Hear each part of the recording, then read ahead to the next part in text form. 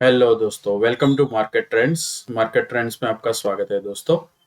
तो दोस्तों, अगर आपके पोर्टफोलियो में सिर्फ अच्छे स्टॉक या निफ्टी 50 वाले स्टॉक है तो इसका मतलब ये नहीं है कि आपका पोर्टफोलियो सेफ है या फिर वो कभी भी 30-40% गिरेगा ही नहीं। देखिए, बड़े बड़े स्टॉक भी नीचे आ सकते हैं। तो इसको रिकवर करने की या फिर नुकसान को कम करने की एक ऐसी टेक्निक के बारे में हम डिस्कस करेंगे जिससे आपका पोर्टफोलियो में गिरावट बैलेंस हो जाएगा। ठीक है, चलिए तो इसको एक रियल लाइफ एग्जांपल के साथ शुरू करते हैं जिससे आपको समझने में बड़ी आसानी होगी। तो देखिए, यहाँ पे मैंने एक एग्जांपल के लिए सिलेक्ट किया है HDFC ग्रुप। ठीक है, तो इससे आपको काफी कुछ मतलब क्लियर हो जाएगा। ठीक है, यहाँ पे जो भी HDFC ग्रुप है उसके 4 स्टॉक मैंने लिए हैं, ये जस्ट एक एग्जांपल के लिए है। तो यहाँ पे मैंने लिया है HDFC mutual fund, HDFC bank, HDFC financial services और HDFC लाइफ। चलिए तो वीडियो को स्टार्ट कर लेते हैं। तो अगर आप अभी की जो हालात है HDFC के करंट ईयर में वो देखेंगे तो यहाँ पे मैंने जो डेटा निकाला है वो 1 साल और 5 साल का निकाला है। ठीक है, अभी जो HDFC का रिजल्ट आया है वो भी कोई ज़्यादा एक्सपेक्टेड था उस हिसाब से नहीं आया है। और तकरीबन पिछले 3-4 साल से HDFC ठीक से नहीं चल रही है, जबकि ये निफ्टी 50 वाला स्टॉक है। तो देखिए, अगर इसका हम पिछले 1 साल का डेटा देखते हैं तो ये अराउंड 27% से भी ज़्यादा डाउन है। वहीं पिछले 5 साल का अगर HDFC बैंक का देखें तो 4% से ज़्यादा डाउन है। ये लास्ट ईयर इसमें स्प्लिट ही हुआ था। ठीक है, तो इसमें लेकिन काफ़ी गिरावट है और रिकवर होने में इसको काफ़ी मतलब प्रॉब्लम आ रही है। बीच में इसमें कुछ स्कैम वगैरह भी आए थे, तो काफ़ी ये न्यूज़ में रहा था इस साल भी। तो तब से ये ऑलमोस्ट नीचे ही चल रहा है। उसके बाद देख लेते हैं तो HDFC लाइफ इंश्योरेंस। तो HDFC लाइफ इंश्योरेंस पिछले 1 साल से अगर देखें तो 32% माइनस में चल रहा है। वहीं 5 साल का देखें तो तकरीबन 20% तक माइनस में चल रहा है। तो ये एक ही ग्रुप का दूसरा शेयर है जो ऑलमोस्ट नीचे चल रहा है।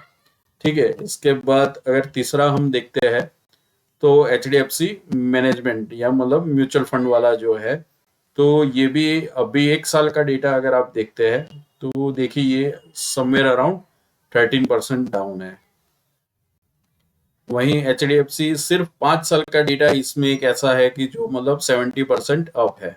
बाकी अगले हमने जो भी देखे वो सभी माइनस में ही चल रहे थे। उसके बाद अगर हम एक लास्ट और देख लेते हैं तो HDFC फाइनेंशियल, तो इसका भी यही हाल है। मतलब 1 साल में 12%, 5 साल में आप देखें तो 19%। मतलब माइनस ही माइनस है, पूरा ग्रुप ही मतलब नेगेटिव चल रहा है। मान लीजिए कि अगर आप ये सोच रहे हैं कि मैं कि निफ्टी 50 या फिर किसी एक ग्रुप का ये देख के ले लूं कि बड़ा स्ट्रॉन्ग ग्रुप है तो इसका स्टॉक कभी नीचे जाएगा ही नहीं, तो ऐसा स्टॉक मार्केट में 100% गारंटी किसी भी चीज की नहीं होती है।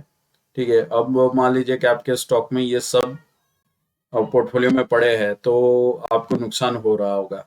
ठीक है, तो इसका एक और टेक्निक है जिसके ऊपर हम डिस्कशन करेंगे। देखिए, ये डेटा मैंने यहाँ पे निकाला है। अगर आप कंपेयर करोगे सिर्फ HDFC का तो 27%, 4%, मतलब लाल ही लाल है, सब माइनस ही माइनस है। सिर्फ यहाँ पे एक ऐसा है जो हरे निशान में दिखने को HDFC म्यूचुअल फंड वाला दिख रहा है, बाकी सब कुछ माइनस ही है।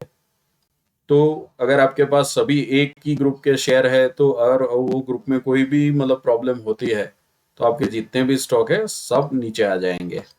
ठीक है, तो अब इस नुकसान को हम या फिर मतलब ये जो भी हमको मतलब हमारा पोर्टफोलियो गिरा है, देखिए HDFC कोई गलत या मतलब ऐसी कंपनी नहीं है कि वो मतलब पूरी लाइफ टाइम ऐसी ही रहेगी।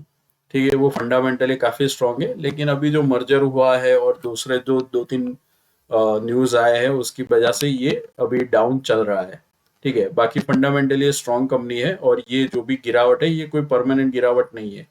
ये आगे जाके 6 महीने, 1 साल, 2 साल में जब सब कुछ सेटल हो जाएगा तो ये ऊपर जाने ही वाली है। ठीक है, तो अभी फिलहाल ये आपका मान लीजिए कि पोर्टफोलियो डाउन है, तो इसमें क्या करें? तो सबसे बेस्ट सॉल्यूशन जो होता है वो आपको कॉम्पिटिटर के स्टॉक परचेस करने होते हैं।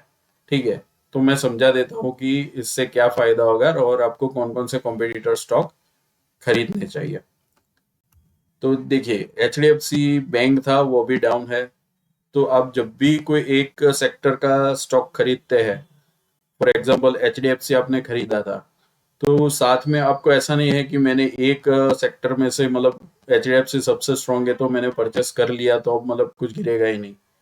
तो साथ में आपको क्या करना है, उसके जो भी कॉम्पिटिटर है जो फंडामेंटली स्ट्रांग है आपको रिसर्च करना है, और जो भी फंडामेंटली स्टॉक है उसको भी आपको साथ में रखना है।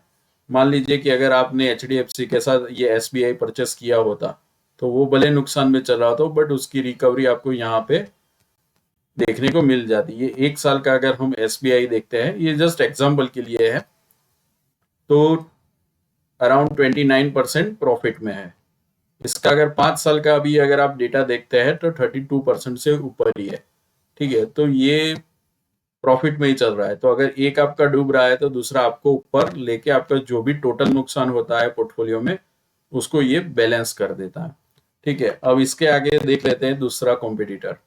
तो जो H D F C life था उसके सामने एसबीआई लाइफ इंश्योरेंस आप देख सकते हो। अगर एक साल का डेटा देखें तो सिर्फ 3% ही डाउन है, लेकिन वहीं अगर आप लॉन्ग टर्म इन्वेस्टमेंट करते हैं तो 5 साल का अगर आप डेटा देखते हैं तो ये देखिए ये 59% से भी ज्यादा प्रॉफिट में है। ठीक है, तो जैसे H D F C life था वो कितना नीचे गिर गया था, उसके सामने ये आपको पोर्टफोलियो बैलेंस करके दे देगा। ठीक है, उसके बाद जो H D F C mutual fund था, H D F C AMC भी आप बोल सकते हो। ठीक है, तो उसके सामने अगर आप दूसरी फंडामेंटली स्ट्रॉन्ग कंपनी देखते हैं तो आदित्य बिरला। आदित्य बिरला एएमसी का भी अगर आप एक साल का डेटा देखोगे तो 70% है। वहीं लॉन्ग टर्म में इन्वेस्टमेंट करते हो तो 5 साल का अगर आप डेटा देखते हैं तो 45% से भी ज्यादा का रिटर्न है। ठीक है, तो आपको यही देखना होता है कि एक स्टॉक खरीद लिया किसी भी एक सेक्टर में तो इसका मतलब ये नहीं है कि वो गिरेगा ही नहीं।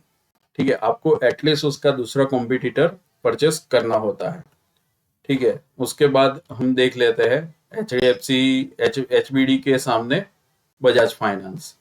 तो बजाज फाइनेंस का भी अगर हम एक साल का डेटा देखें तो ये 20% प्रॉफिट में है, और पिछले 5 साल का लॉन्ग टर्म इन्वेस्टमेंट में भी देखें तो 76% से भी ज्यादा इसका रिटर्न है।